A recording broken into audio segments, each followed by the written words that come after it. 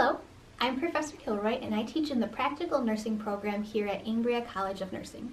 In this video, I will be demonstrating a postpartum head-to-toe assessment using the Bubble HE acronym.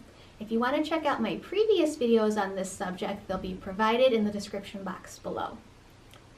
In this video, we will be talking about the final letter, which is E for emotional status. Now, emotional status you can do strictly by observing.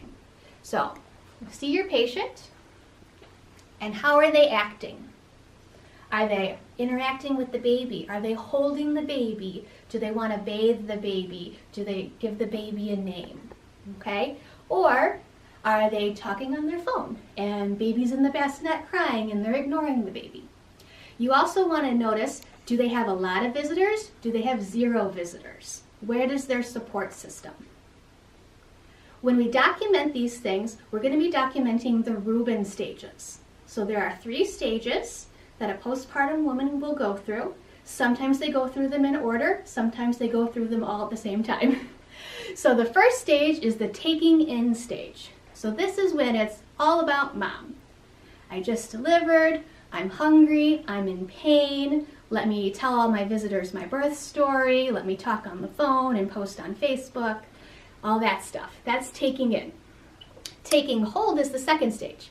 This is where they're more involved with the baby. They might be asking you a lot of questions. They want to change the diapers. They want to give the baby a bath. They're holding the baby. They're trying to feed the baby, breastfeed or bottle feed. Okay? That's taking hold. Now, letting go. Letting go is the third stage, and we usually don't see this in the hospital because it's really more once they get home and they've established a little routine. So when do they feed the baby? When do they change the baby? When do they do tummy time with the baby? That's letting go. That's more for when they get home. A brand new mom might be experiencing these stages a lot slower. Same as an older mom or an adolescent mom might be different the way they interact with the baby.